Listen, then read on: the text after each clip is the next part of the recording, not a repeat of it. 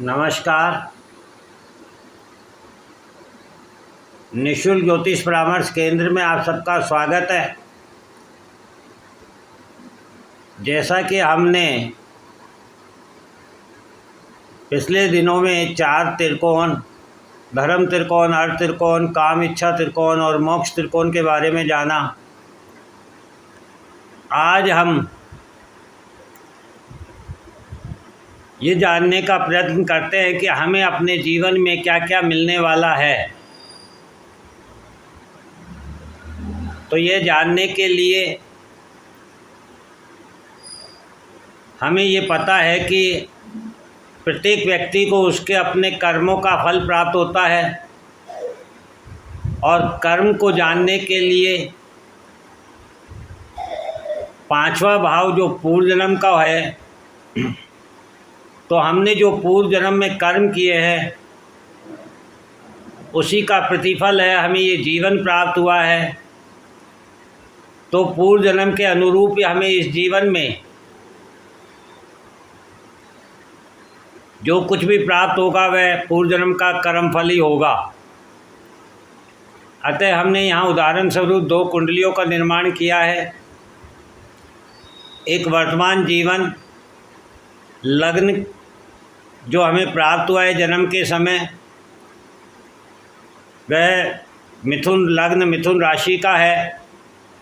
चंद्रमा लग्न में स्थित है। दूसरे भाव में मंगल राहु है।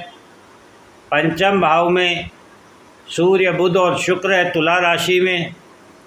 अष्टम भाव में मकर राशि में शनि और केतु है। नवम भाव में कुंभ राशि में गुरु है। इस प्रकार से इस जीवन में जो लग्न प्राप्त हुआ है, जो कुंडली का निर्माण हुआ है, वह यह है। और इसका 5वां भाव जो इसके पूर्व जन्म को दिखाता है, तो हमने दूसरी कुंडली 5वें भाव से शुरू की है, अर्थात पूर्व जन्म में कैसे कर्म रहे हैं वह जानने का प्रयत्न करते हैं। तो 5वां भाव में जैसे तुला राशि थी, तो हमने पूर्व जन्म की जो कुंडली बनाई है उसमें तुला लग्न में सूर्य बुध और शुक्र स्थित है। चतुर्थ भाव में मकर राशि में शनि और केतु है। पंचम भाव में कुंभ राशि में गुरु है और नवम भाव में मिथुन राशि में चंद्रमा है और दसम भाव में कर्क राशि में मंगल और राहु हैं। इस प्रकार से ये पूर्व जन्म की कुंडली का निर्माण हुआ। अब हम इसे समझने का प्रयत्न करते हैं। तो जैसा कि हम जानते हैं, लग्न हमारा व्यक्तित्व होता है, हमारी सोच विचार को बताता है। तो इस व्यक्ति की पूर्व जन्म में जो व्यक्तित्व था, सोच थी, विचार थे, उनमें एक बैलेंस था, क्योंकि तुला राशि तराजू को दिखाती है।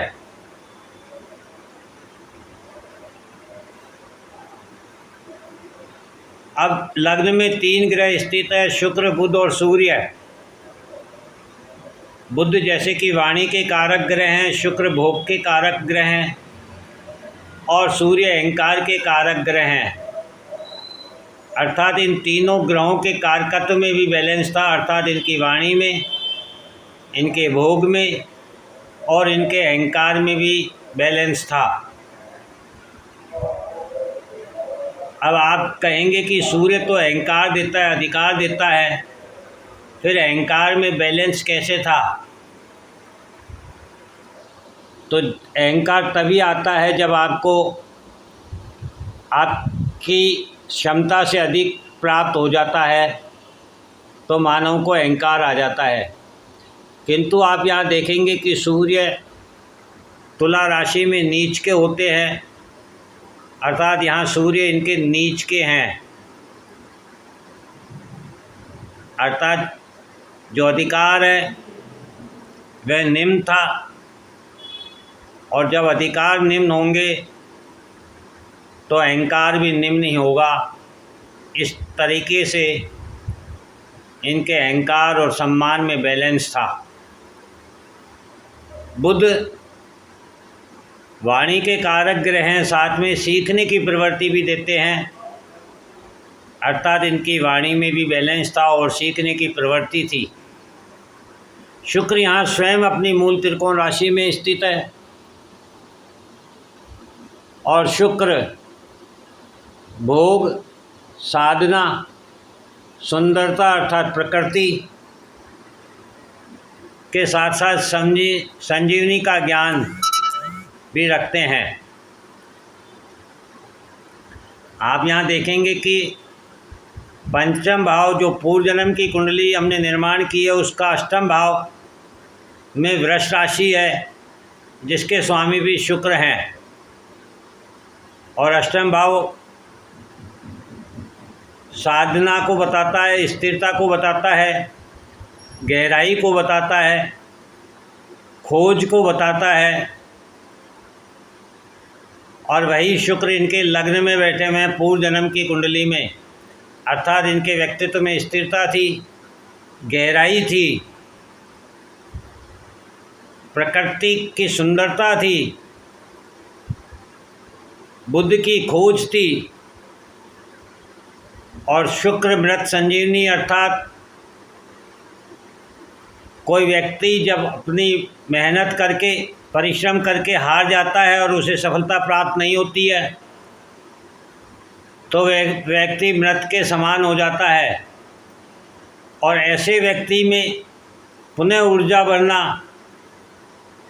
और उसे कर्म के लिए अग्रसर करना ही मृत संजीवनी कहलाती है। अर्थात मृत व्यक्ति में ऊर्जा जागृत करना, क्योंकि ऊर्जा ही जीवन है।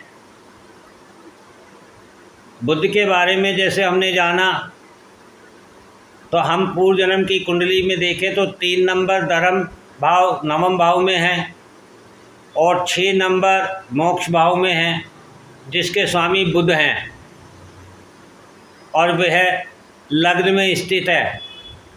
अर्थात इनका व्यक्तित्व धर्म और मोक्ष मुक्ति के अनुरूप था।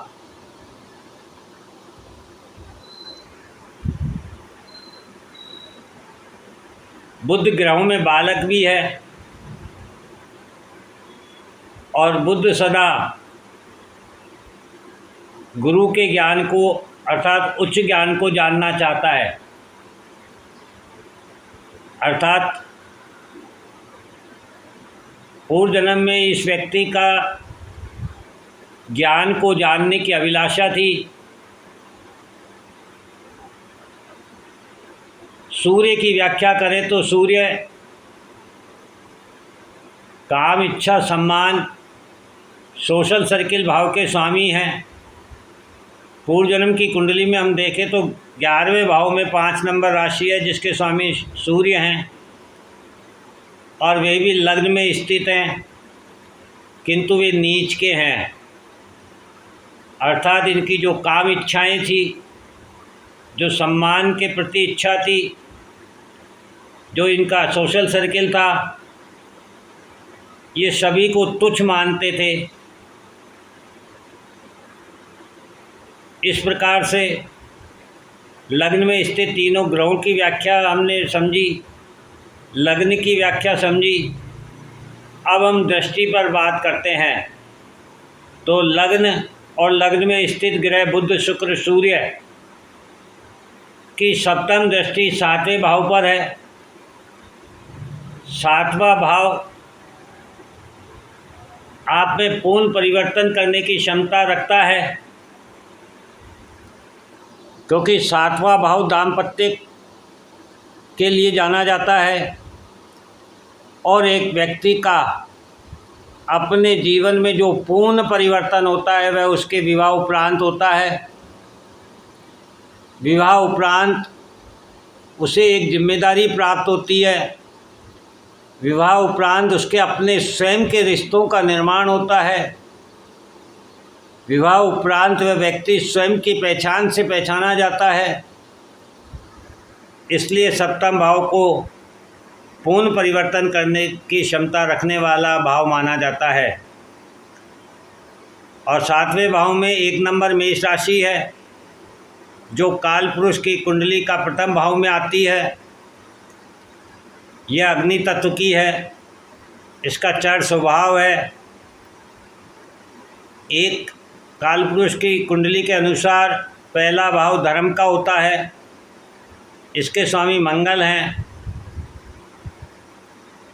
अर्थात आप 7वें भाव से प्रभावित होते हैं पूर्व जन्म में, तो आपको ऊर्जा प्राप्त होती है, धर्म प्राप्त होता है, बालपन प्राप्त होता है, क्योंकि काल पुरुष की कुंडली में पहले भाव में 1 नंबर राशि आती है, जहाँ बच्चे का जन्म होता है, बालक होता है, जिसे इस संसार को जानना है, समझना है और धर्म के द्वारा इस जीवन को भोग कर मुक्ति प्राप्त करनी है। ये इनके दृष्टि प्रभाव इन्हें पूर्व जन्म में प्राप्त थे। इस प्रकार से आज हमने पूर्व जन्म के लग्न को जाना। अब हम इनके कर्म को जानेंगे, सुख को जानेंगे, बुद्धि, विवेक और ज्ञान को जानेंगे, इनके पूर्वजों पितरों के बारे में जानेंगे। जय हिंद, जय भारत।